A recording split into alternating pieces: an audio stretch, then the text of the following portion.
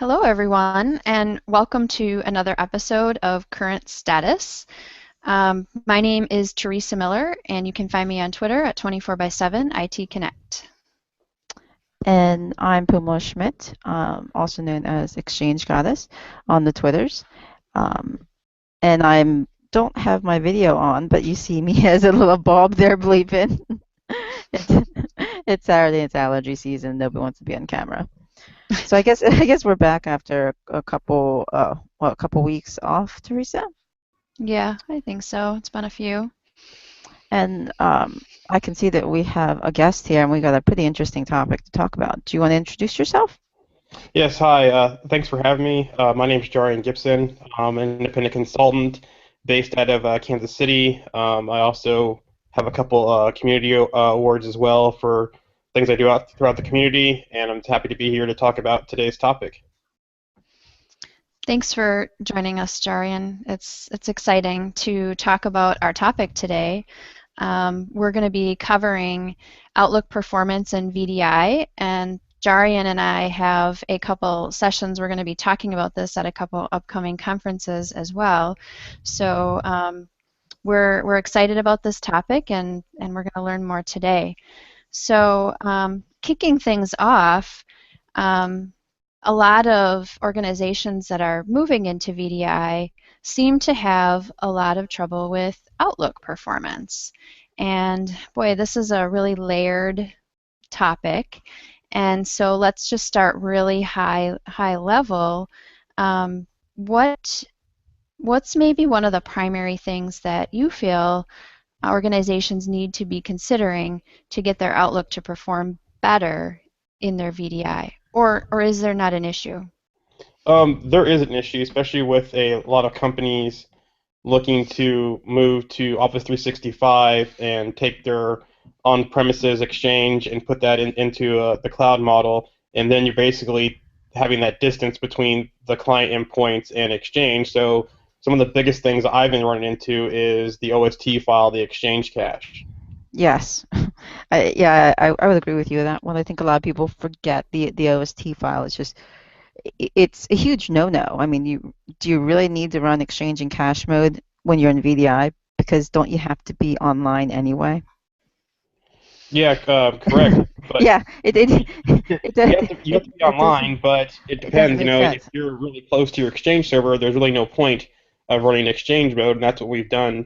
Pretty much until people started moving their Exchange infrastructure to a cloud-hosted model. But when you have that distance, and when you have things like network latency and that kind of stuff, and this the size of people's mailboxes, then it starts becoming a factor you have to really consider. Yeah, but then also, it's one of those things where, what about your back end? I mean, Right. people forget about the whole back end portion of it and Yep. how intensive it is on, the storage. Well, that and how the overall Exchange deployment is configured. I've walked into environments where, like Outlook Anywhere is not on, or if your auto discover stuff is not set up correctly, that's going to all affect that performance as well. So it is a design issue when you're talking about on-prem, for sure. But definitely the OST if you're Office 365. I think that's going to be um, one of the biggest headaches. Is how do you overcome that when you are a cloud model? Yeah, that is becoming one of the biggest headaches in working in the end user computing space and with customers, especially small and medium sized ones, doing a lot of investigation or migration to Office 365. That's becoming a big challenge. So you're looking at things with Outlook 2013 where they've improved some of the caching settings for Exchange or Outlook, and how long is cached, how much is cached, and it's gotten even better with Outlook 2016. But still having that file is going to put a constraint, especially in a non-persistent VDI model, because where are you going to put that OST file while it's in use? There's been some articles out there from Citrix about just redirecting the OST file to a file share. People Oh redirecting God. application data, which stay away from application data redirecting. And then you have some more recent stuff. Companies like FS Logics or even with Microsoft, their user profile disk are mounting a VHD to store that, where it's a lot better because you're looking at a block versus file level in the transaction where the OST is sitting. Well, how about this? So instead of doing all that fancy footwork, you know, to make it better, would Flash solve everybody's problem? Running Mm, everything on I don't. Flash? Uh, I don't The think speed. so. I I mean, don't. it, I you don't think know, so because it's still network latency. yep. Because I, and I also go it's ahead. going to Sorry. help though. I think it's a great idea. I love Flash. I think Flash is cool. But yeah, I think network latency is going to be a factor. On top of that, too, if you're doing any kind of file level, like putting the OST on a file share or doing application data redirection to a file share, but you don't um, want to do that. you don't, but you're still going Yeah. to have a yeah, because that's going to be another bottleneck because when you do the file versus block, block's going to have a lot less transmissions. That's why things like the mount in the VHD or the VHDX file work a lot better. To whereas if you're doing like a file share across that, you're doing at the file level to where traffic in and out that becomes a bottleneck because it's basically you're waiting in line for that transaction to finish. Now, I mean, I've been managing Exchange for a long time, and Outlook comes with Exchange pretty much. It's not supported to run OST and PST files on network shares. I mean, that's a huge no-no, and also that's Bless that you. that that's the Sorry, I biggest should have muted. that's I the moved biggest my risk. mic. That's okay. That's the biggest risk for corruption right there. Outlook profile corruptions is having your OST file not on the local disk. I've seen it so many times. So I think it's a great alternative, but are we risking potential speed for profile corruptions? We are, but in a non-persistent world, you have to kind of look at those different options. If you're a full persistent desktop, that's a no-brainer. Leave it inside the desktop. Mhm. Use Flash or memory caching or whatever you want to use for performance based on the storage backend. But in a non-persistent world, that's where you have to look at those kind of options. Yes, a lot of things aren't supported, but as workaround for people to be able to have their stuff all of them, the personality, that kind of stuff, we do those type of things. Now, One thing we didn't really talk about was why the OST file is such a big issue. Um, and I guess one of the things I just want to point out to our audience is that when you're dealing with VDI, you typically are going to have a profile, and the OST file is going to be stored in that profile. And typically, when you're doing this type of work, it's going to be out on a network share, which hopefully kind of helps tie together all the things we've been talking about. So now you're carrying a potentially large OST file over the network, which is where the latency comes in because it has to pull that down into the session for that user. would be a good an alternative would be using Outlook Web Access.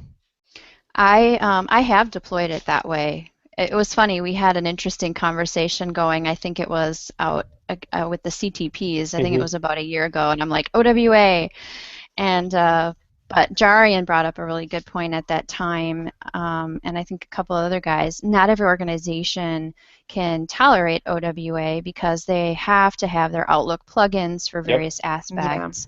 So it's more of a use case thing.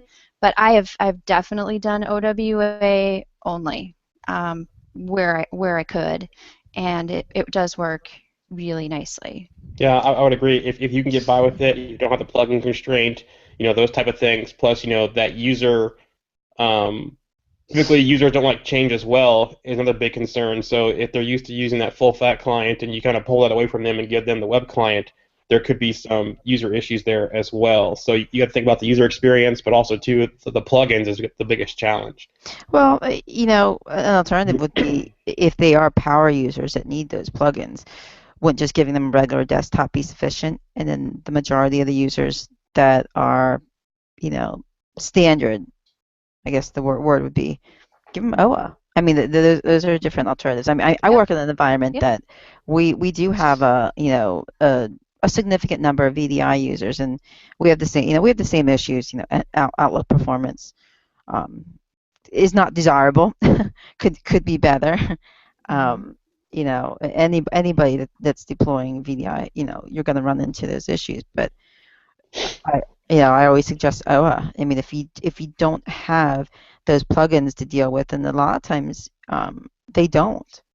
Yeah. O was a great alternative. Yeah, I've seen that in healthcare too, Phoummala, and I think that's the space you're in as well. In the healthcare space, it seems to be a lot easier to get away with that because your user base, the physicians and doctors, they're used to traveling around the hospital already. They don't need plugins to do their Yeah. work. But one of the things I'm seeing in the financial industry is there's a lot of plugins into Outlook, Oh yeah. and it's really a challenge to get that to go.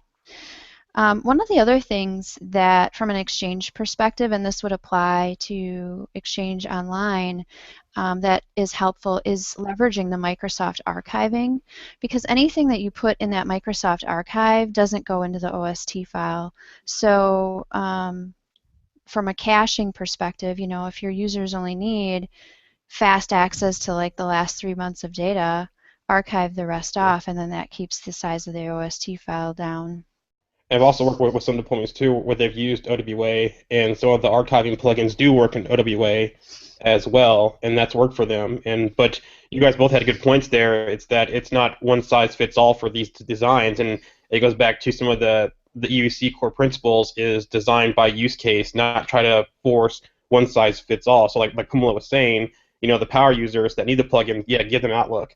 The regular users who don't need the plugins, who just need email and access to it, give them OWA. So, like I was saying, it's back to design by use case. Oh yeah. Because Yeah, for sure. IT is definitely not a one size fits all. Yeah, I don't. I think ID or IT is the test group. Maybe your app team or maybe you have some select groups that might have a VDI, but I feel like I don't know. IT should be able to almost do anything they need to do. Yeah, that's tough. And But then business-wise, it's totally different. And then, going back to other, possible bottlenecks with Outlook and VDI is could be, the actual access servers for Exchange.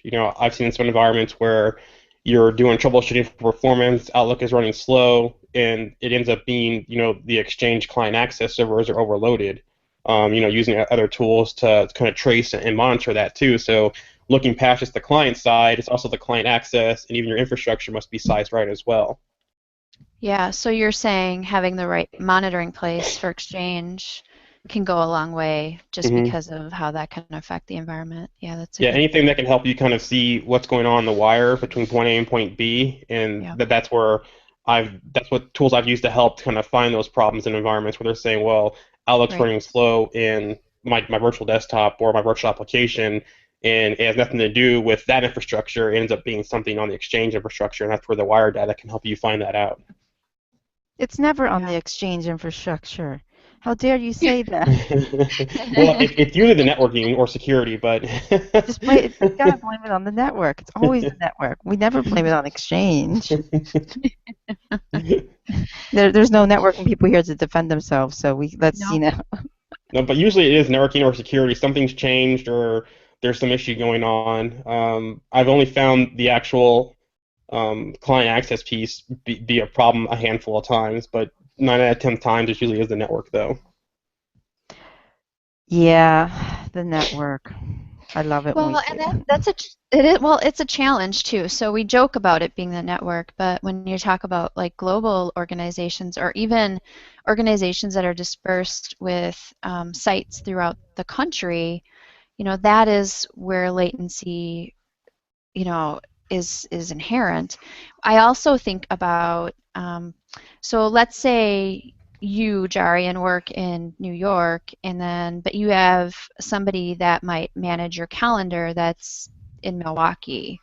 In that case, too, you now have a person accessing your calendar, and you might have your Exchange mailboxes in two totally different, physical locations. That's also a factor, and where caching becomes important again. hmm So, um, there are so many different scenarios where caching becomes important, and those OST files need to be managed correctly. They need to follow the people around, the users in VDI, and be managed appropriately. So, all right. Well, what else do we want to talk about here? Um, Anything more on this topic that It's email. Who needs it? Yeah. Seriously. you, I could just hear people go, what's she talking about? It's just well, email. you know, it's funny. Okay, so you say that, but like I feel like it was maybe 5 or 6 years ago, Gartner put out an article or several articles saying that, you know, email will no longer be part of the future of our organization. Yeah. And so, which which I think is totally, I feel like it's, what's the Hmm. right word? It's like, it depends on when you came into the business, Hmm. right? Like, Yeah. so if you've been in IT for 10, or not even in IT, if you've been working in your business for 10 years, you're going to always want email, but the people coming into the workforce are going to want more of like their social type tools to do their job instead. So, you know, I feel like if email ever goes away, it's going to be a really long time. Yeah, Um, I I don't agree with that. think it will ever really go away. I mean, people not only use it for communication, but they use it to store their files. I Yeah. know, right? Oh. You know, forget about just, hey, send me an email. It's, can you send me an email and can you attach, you know, all the documents, you know, attach that PowerPoint deck and also the Excel spreadsheet, and any with any accompanying Word files that you may have. So now email is a communication and transport mechanism, but it's also a file, you know, a file storage. It's a filing cabinet. And that's why, you know, there's terabytes and terabytes and terabytes of email data, but really it's not email. It's No, documents. It's files that are in these I emails. know. Because the Yeah. actual email file itself is pretty small, but you know, you could have a huge email file, 50 megs, 100 megs, depending on your your limitations. Um, and most that are documents, PDF files. You know, it's just, I don't think it's ever really going to go away. And if it does, it's probably not going to be in my lifetime. I'll probably be retired Yeah, by then.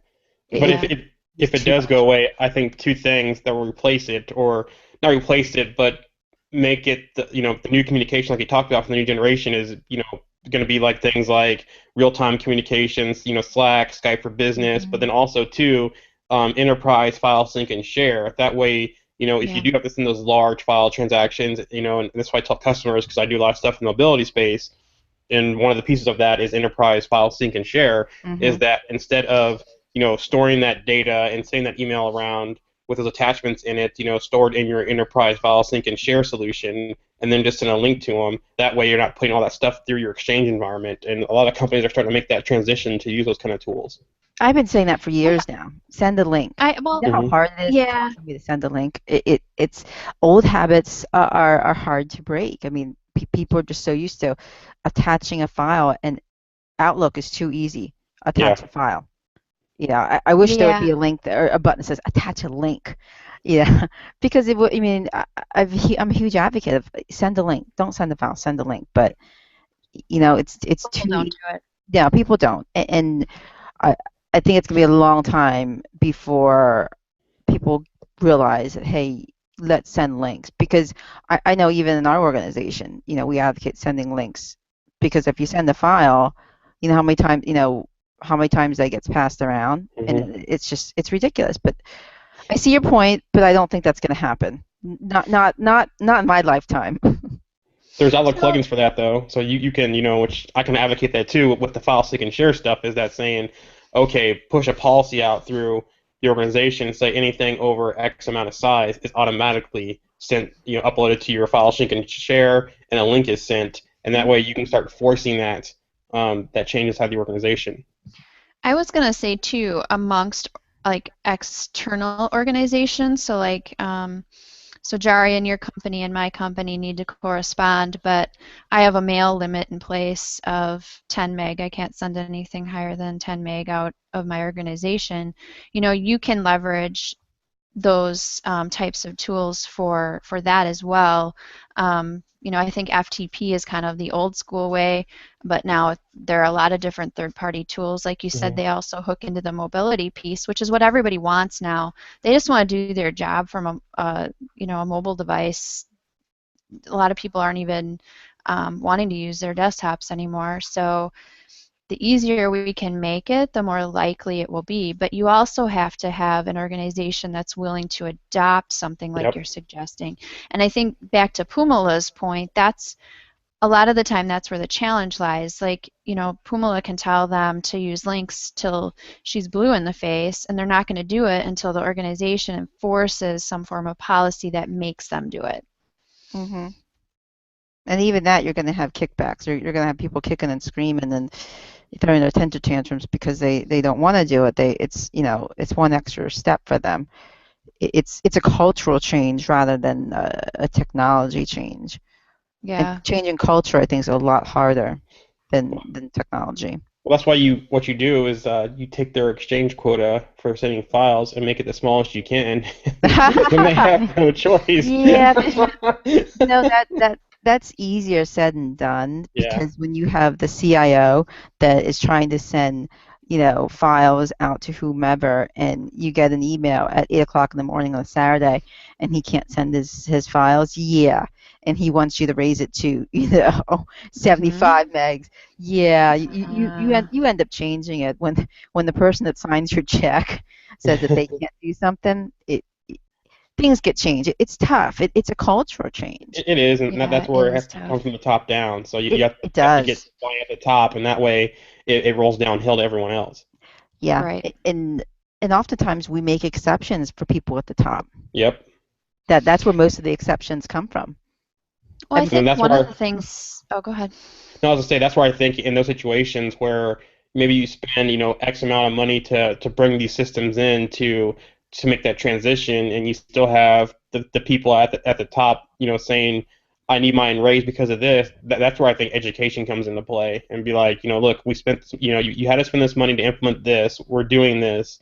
Are you having an issue trying to use the new system? Because, if you don't change, no one else is going to change in the company. So you need to lead by example. oh yeah, I totally agree with you on that. It's I think it's a double-edged sword though. Hmm. It's tough. It's very tough. Well, It's almost a fine line of how far do we push it. Yeah, true. I think leadership needs to understand the risk of opening up mailbox limits to extreme sizes. The risk in that being, denial of service attacks, taking your entire exchange environment down. And, if we have limits that are just extremely high, like 75 meg is, you know, pretty pretty ridiculous. Imagine if you had um, some malicious entity send tons of mail at that size into your organization. You'd be down. Yeah. You'd be down and not doing any business. Oh So yeah, a mailstorm with that you have to size. look at Oh the my gosh. yeah, you have to look at the risk. And I sometimes that just needs to be shared with them. Sometimes, So the security can be an advocate when it comes to yeah, those things, and sometimes security is one of those departments that they can be a pain, but they can also be helpful for times when Hmm. like this case, right, the larger emails that you have, the greater your risk. right. All right. So, what do you guys think about some of the news this week? I know, Phoummala, you had seen something about conferences, and one of the topics was how hard is it to get into like submissions for speaking at conferences. Um, let's talk about that a little bit. Yeah, I was, there's been some talk out in the Twitters, and um, John Troy's Tech Reckoning. He had some writings on it. Um, Pretty much my view on that is your larger conferences such as VMworld, Ignite slash TechEd. I think they are much harder to get into, and it's almost like it's already been prearranged. Unless you know someone that knows someone, like you've gotta have a compelling case, um, because most of that stuff's already prearranged. Those teams already have an idea of what type of sessions they want, who's gonna do it, and well, even Ignite, they already planned the sessions, but then they have speakers that speak the sessions, and that's where they pick the speakers. So it's a slightly different way of doing it. I think they did that last year where they made the sessions, and then you had a call to speak, and then you were paired up with a session. So slightly different way, but either way, it's harder to get in. It almost seems like impossible sometimes. Um, but I think the smaller conferences, I think it's somewhat a little bit easier to get into, more kind of like your breakthrough moments. But even those, I think some of them are, I don't want to say prearranged, but depending on the committee, if you're friends with someone on the committee, it makes it easier to get into. I hate to say it, but See, it's all Yeah, how it I really. think some of it is community though as well. Yeah, Like who you know may help, but I feel like how involved you are in the community hmm does have a play in that it for should. sure. I think it Mhm. should because if you're a nobody, I hate to say, if you're no one, nobody, you're regular Joe Schmo, but you have a great topic, your odds of getting into a conference are going to be pretty slim because people go to conferences to listen to they want to listen to the rock stars. They're going to listen to the Paul Robichaux of the world.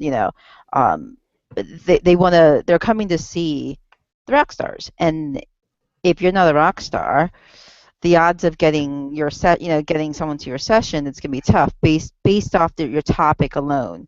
I mean, you could have the best topic in the world, but if your name isn't highlighted in gold and sparkles, it's going to be very tough. But it's that combination of rock star with gold, perfect topic.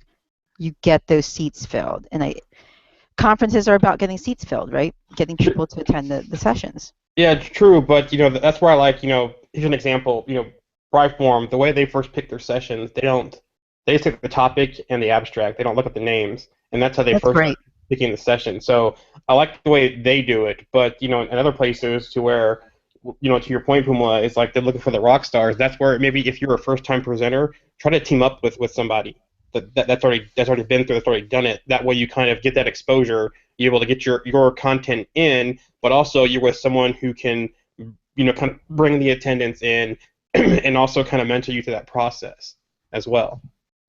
So I was also going to mention BRY Forum because I was at back 2013 or 2012. I just submitted a few sessions out of the blue. Nobody knew who I was in the community. And back to their process of just looking at the Mhm. titles, I was picked. I didn't know anybody. So, See, I think that's great because yeah. it's the content. If the Hmm. content is good, um, people are going to want to. Typically, people want to see the content. But yeah, Hmm. I think to me that's a great way of picking sessions, um, for your smaller conferences, and maybe the bigger conferences should try that. But I kind of get what they're doing. I mean, these big conferences where they get 10 to 20,000 attendees, it's all about the Benjamins, It's Hmm. show me the money. We people attend to see rock stars, and it's such a shame because I'm sure out of the 10,000 submissions for VMworld, there's half of them probably had some really really good content, but Right. these organizers, they have to look at and go, okay, how do we get people to come to the show? Yeah, We also they're look not at going to come alone based on this topic. we also have to look Hmm. at too, what is VMworld really about though? You look at VMware's product stack, and most of their stuff is going to focus on data center and cloud. So if you're in the EUC space, you know, you're not really going to get picked for a VMworld session unless you have some high use case session that sold like a lot of product from VMware and that kind of stuff. And that's where I think, with VMware, acquiring AirWatch has their own conference, Oh and that's been yeah. there for the years. And I've been saying for a while now, why doesn't VMware just take the EUC piece out of VMworld, move it to the Airwatch conference and combine that as a conference because that's more relevant content to each other than EUC at actual VMworld. Because even some vendors I've talked to who have booths at VMworld, like you're like a you're a goldfish among sharks because you're just Mhm. out there. There's no really consolidated area of vendors of certain types. You're just out there among everyone else, and it's hard for them sometimes at VMworld. So if they would kind of take some of that content of the EUC stuff, move it to what the Airwatch conference earlier in the year, make that their VMware EUC conference, I think that would be a good thing for VMware. Or Mhm. just break it into product type or Yep. technology type conferences, like your use, your end user type conferences, and then you've got your storage conferences. It's Hmm. more specific, but at the end of the day, it's all about money. Yeah. Yeah, it is. It generates revenue, and it's marketing. So the bigger the conferences, the more you can consolidate. I mean, look at Microsoft, look at TechEd, and then MMS, and Microsoft used to have all those individual conferences, but they don't have them anymore. They've combined everything to Ignite, and we've had 1 year of Ignite, and I heard it wasn't that great. I mean, the content was subpar. I don't know. I think, do you It was watered lose? down, is what I Yeah, Yeah. heard. yeah. Like you lose that specialization that you got out of the Exactly. smaller conferences. Yeah, But do that you was a lose that cost content? play. That was a cost play. It's probably a lot cheaper for them. Oh yeah, definitely. You consolidate it Hmm. because who wants to manage 15 individual conferences a year Right. where you do one and you get everybody together, but I think you lose the real content. It becomes sometimes almost a marketing play because you go and it's like, Hmm. oh, this is okay, level 1 or 200 sessions. Where are the 300, 400 sessions? And that's where your smaller Yeah. conferences, that's where that content comes into play. And the nobodies of the world, the real use cases. People start talking about, here's what we did, here's what worked, here's what didn't work. You don't see too much of that in the big conferences, which is a shame. Yeah, and that's why, this for me personally, I like tend to stick to the smaller conferences, just because, they're usually more focused. You get more out of them. Plus, you can network better with the people there instead of just being among, tens of thousands of people like some of the Yeah. bigger conferences. Another thing I was going to point out too, I've kind of been the last couple of years been helping with judging the synergy sessions. And one thing I try to look at all is the name.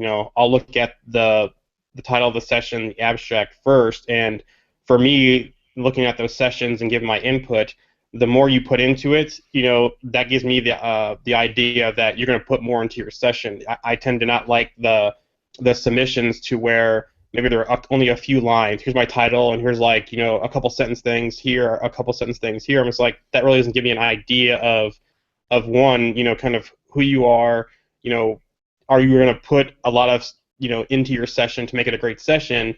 So I tend to look for as a judge or giving feedback on sessions is, the content that you're putting into that submission, the time you're putting into, and as well, this year, one thing with Synergy did also is they encourage people to do videos attached to their submissions as well, or a link to a session you've done at another conference. So I think those things tend to help too as people look at submitting content for different conferences.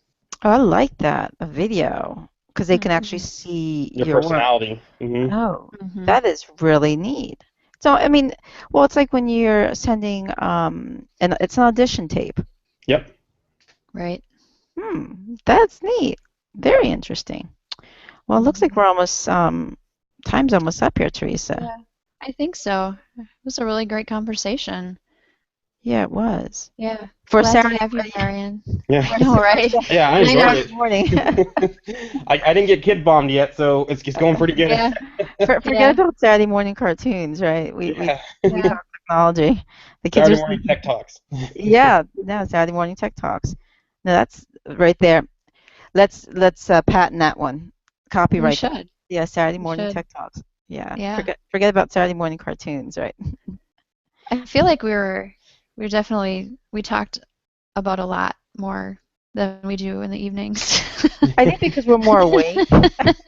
No, I'm usually awake at night. I'm not really awake right now. Oh, really? I'm a night person. I'm not a morning person. Well, Oh, that's funny. we're awake at Saturday morning. Maybe this could be a new format. Some days we do it Saturdays, some days we do it Thursday nights. Maybe Yeah, because well, I have to admit Thursday nights can be a little, tiring because after a long day. we do have day jobs. People have to pay bills around here. Yeah. It's a shame we're not all not independently wealthy, right? At least I'm not. No, me neither. Yeah, we all have to pay bills and all that fun stuff of going to work. Well, Yeah. I guess that's a wrap for today. Well, thank you, Yeah, everyone. thank you. Well, thank you for having me. I enjoyed being on, and hopefully you guys have me on again sometime. Oh yeah, definitely. Yeah, We'll have to have we'd love you. to. Yeah, maybe we'll do a Thursday night when allergies haven't attacked me. Because Although I was the one sneezing. We can have a Thursday night wine chat. Talk about tech. We should. Have a glass of yes, wine, and talk We about should. tech. yeah. Okay. Thank you, everyone, and we'll see you next time on the current Yeah. status.